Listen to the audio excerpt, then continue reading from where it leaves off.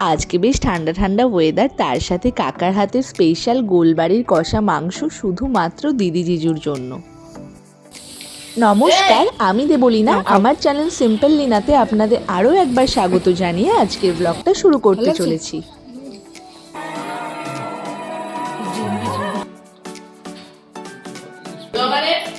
তোকে একটু কম দেওয়াই ভালো।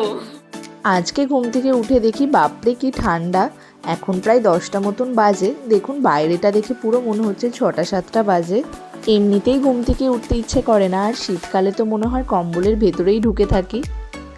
কিন্তু আজ তো ঘুম থেকে উঠতেই হবে। আজ হচ্ছে কাকার হাতের স্পেশাল গোলবাড়ির কষা মাংস। গোলবাড়ির কষা মাংস বলার কারণটা হলো কাকা এত সুন্দর মাংসের টেস্ট আনতে পারে। আমি গোলবাড়ির কষা মাংস খেয়েছি, তার থেকেও অনেক বেশি স্বাদ হয়। হ্যাঁ, এটা একটু রিচ হয়, কিন্তু আমাদের বাড়িতে যখন অনেক লোকজন আসে, আর আমরা তো বাড়িতে এমনি মেম্বার অনেক, তখন আর মারা রান্না করতে পারে না, মানে কড়াইয়ে পুরো মাংসটা আটে না। তখনই কাকা বড় হাঁড়িতে মাংস রান্না করে। রান্নাটা পুরোটা কাকাই করে, মা কাম্মারা একটু হেল্প করে দেয়। মশলাগুলো কাম্মা এক এক করে দিয়ে নিচ্ছে, সেটাও কাকাকে দেখিয়েই দিচ্ছে। কাকার পরিমাপ অনুযায়ী রান্নাটা হয়। এবার কতটা তেল যাচ্ছে দেখুন, একদম ঢপ ধরেই সবটা ঢেলে দেওয়া হচ্ছে। না মজা করছি। এখানে এমনিতেই 6 কেজি মাংস আছে, আর তাছাড়া আমাদের বাড়িতে একটু কষা কষা করেই রান্না করা হয়, মানে মাংসটা প্রচুর মশলা তেল দিয়ে করা হয়। তো খেতে যেহেতু টেস্ট হয়, যতই ক্ষতি হোক না কেন আমরা এটা খেতেই বেশি পছন্দ করি। মা কাম্মারা যখন রান্না করে তখন একটু তেল মশলাটা কম দিয়েই করে, কিন্তু কাকা যখন করে কাকা এভাবে করতেই পছন্দ করে। এইদিকে মাংসটা হোক, ততক্ষণ আমরা দেখি সকালের জন্য আজকে কি কি খাবার হচ্ছে। ভাত হয়ে গেছে, ডালটাও এখনই হলো, আর এইদিকে মাছ ভাজা হচ্ছে। আজকে সকালের খাওয়া দাওয়াটা এইসব দিয়েই হবে। সকালে আমরা সবাই একটু একটু করে খেয়েছি, যাতে দুপুরে তাড়াতাড়ি খেয়ে নিতে পারি। আর এইদিকে তো গন্ধে এখনই খিদে পেয়ে যাচ্ছে। ভিভানের ঘুম থেকে ওঠার আগেই আজকে অর্ধেক রান্না হয়ে গেছে। ভিভানকে নিয়ে আসা হয়েছে কি রান্না হচ্ছে দেখাতে। ও তো এই কষা ঝাল মাংস খেতে পারবে না, ওর জন্য আলাদা করে প্রেসারে সবজি দিয়ে মাংস করা হবে।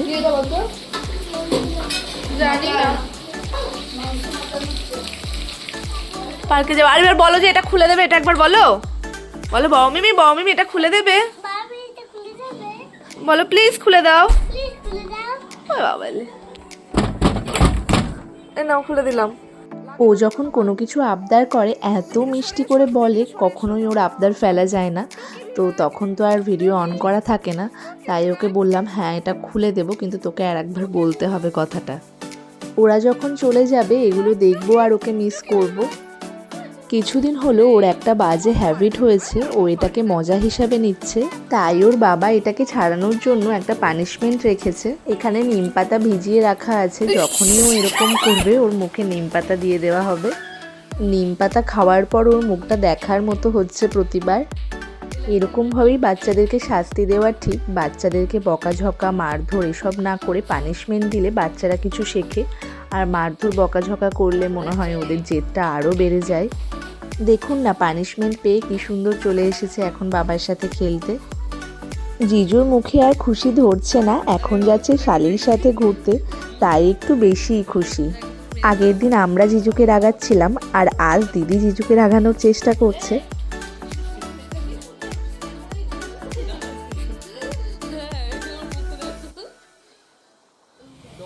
না দিদি একদমই রাগ করেনি। আমি আর জিজু বেরিয়েছি একটু খাবার আনতে। দিদি যেই খাবারগুলো খেতে ভালোবাসে সেগুলোই নিতে বেরিয়েছি। আর ঠান্ডার মধ্যে দিদি বলল আর বেরোতে ইচ্ছা করছে না, তোরা যা গিয়ে নিয়ে আয়। ফার্স্টেই নিতে এসেছি চুরমুড়, আর ফুচকার দোকানের সামনে দাঁড়িয়ে ফুচকা না খেয়ে কি যাওয়া যায়, তাই আমি আর জিজু ফার্স্টে একটু 10 টাকার ফুচকা খেয়ে নিয়েছি। এখানে প্রায় সবসময়ই ভিড় থাকে, ঠান্ডার মধ্যে মনে হয় বেশি কেউ বেরোয়নি, তাই বেশিক্ষণ আর ওয়েট করতে হয়নি, গিয়েই পেয়ে গিয়েছি। দেখেই কি লোভ লাগছে। এখানে চুরমুড়টা খুব সুন্দর করে খেতে। আমরা যেহেতু জল ফুচকা খেয়েছি, তাই আমরা জিজুর জন্য 1 প্লেট নিয়েছি, আর দিদির জন্য 1 প্লেট পুরোটাই নিয়েই ফার্স্টে জিজুকে টেস্ট করতে দিলাম। জিজুর বেশ ভালোই লেগেছে। আমিও একবার টেস্ট করে দেখি কেমন করেছে। বাড়ি পর্যন্ত আর ওয়েট করতে ইচ্ছে করছে না। এসেই আমরা খাওয়া শুরু করে দিয়েছি। ভিডিও করতে ভুলেই গিয়েছিলাম। দিদির অর্ধেক প্লেটের বেশি প্রায় শেষ হয়ে গেছে। দিদি এইদিকে চুরমুড়টা খাক, আমাদেরকে আবার বেরোতে হবে। দিদির আরও একটা স্পেশাল পছন্দের খাবার আছে, সেটাই আনতে যাব এখন।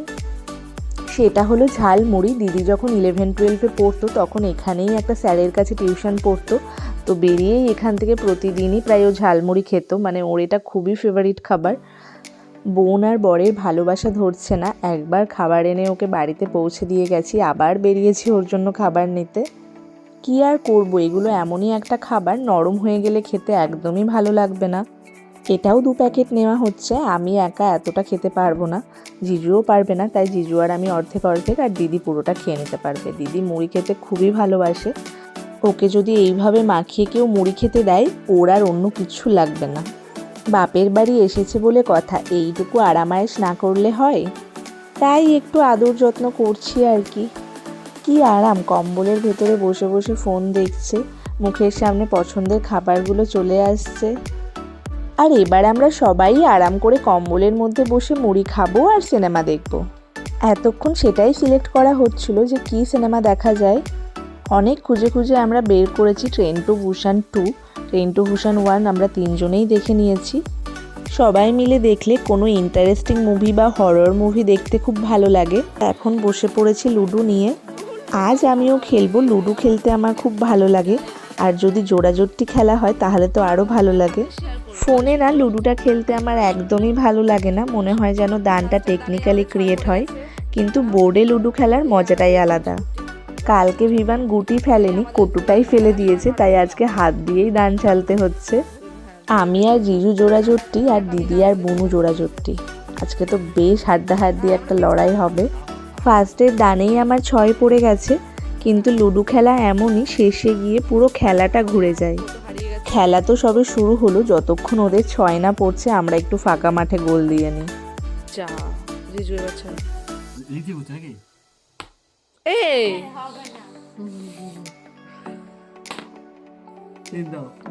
খেলা এখন পুরো জমে গেছে, এখন একদম হাড্ডাহাড্ডি লড়াই চলছে।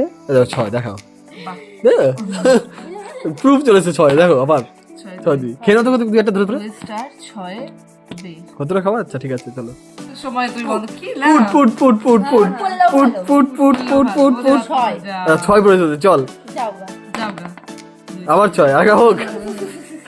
এই যে ভগবান শিব মহেশ্বর বিষ্ণু মহেশ মহেশ সবাই আমি সব বলিনি। আচ্ছা কি তুই কি বলিস বল না, কি বলিস তুই, কি বলিস বল না, কি বলিস বল না। যারা যারা আছে আমার স্বয়ং হয়ে 6 পেলো নাকি তাই বলছে আর কি। বাবা ভগবান চল আগে এটাকে ঢুকিয়ে দে, পাকা মুটে ঢুকিয়ে দে। বুনু এত ভগবানের নাম স্মরণ করে নিয়েছে, 3বারের বেলায় আর 6 পড়তেই পারেনি, কিন্তু আমাদের অনেকবারই 3-6 পড়ে দানগুলো পুরো নষ্ট হয়েছে। জিজু প্রায় 3-4 বার 3-6 ফেলেছে।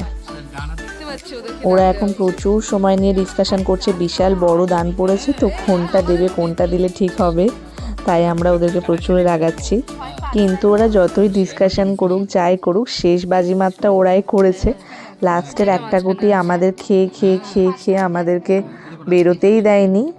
আমাদের প্রায় সব গুটি উঠে গেছিলো, একটা গুটিই ছিল, আর ওদের তো লাস্টের দিকে প্রচুর গুটি ছিল, সব রকম পদ দিয়ে আমাদেরকে খেয়েছে।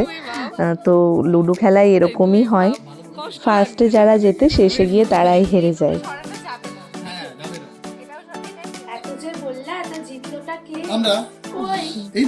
যে আমাদের খেলার মাঠটা নেওয়া হলো না, খেলা সব উল্টো পাল্টা করা হয়ে গেছে, উলট পালট। তো ঠিকই আছে, তোদের এখানে আর দেখ তোদের লাল আর ইয়েলোটা রয়ে গেছে। কি সবাই দেখেছে আমাদের কে দেখেছে?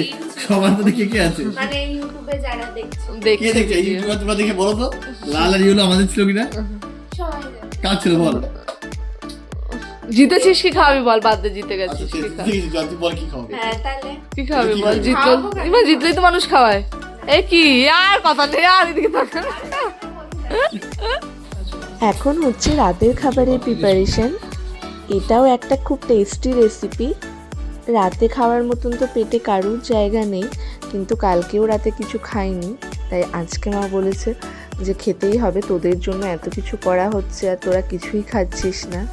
এটা এখন হচ্ছে মাছ মাখা। ল্যাঠা মাছে হলুদ লবণ নুন মাখিয়ে জল তেল দিয়ে সিদ্ধ করে নিতে হবে। চাইলে আপনারা কাঁচা লঙ্কাও দিতে পারেন, আমরা যেহেতু একটু ঝাল ঝাল খেতে পছন্দ করি তাই কাঁচা লঙ্কা দিয়েছি।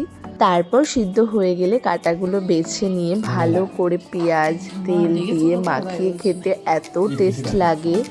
আজ রাতে সবাই এটা দিয়ে ওই দুবার মতন করে ভাত খাবো, এর থেকে বেশি তো কেউই খেতে পারবো না। আর যেহেতু এখন শীতকাল, ঘরে ধনেপাতা ছিল, চাইলে আপনারা ধনেপাতাও দিতে পারেন। আর এইদিকে ভিভান মনের সুখে দুষ্টুমি করে যাচ্ছে, বিছানার চাদর তুলে ম্যাট্রেসের ওপরে যে প্লাস্টিক থাকে সেগুলোকে বসে বসে এখন ছিঁড়ছে। সেই দেখে দিদা এসেছে ভয় দেখাতে, দিদাকে কি আর ভয় পায়। আর ওই দিক থেকে ছোটো মিমি বলছে দড়িটা আনো, দড়ি দিয়ে বেঁধে রাখো, না হলে ওর দুষ্টুমি কমবে না। আর ওকে যত বারণ করা হয় ও তত বেশি করে করে, বুঝতে পারে যে সবাই রেগে যাচ্ছে, তাই ও বেশ সেটা এনজয় করে।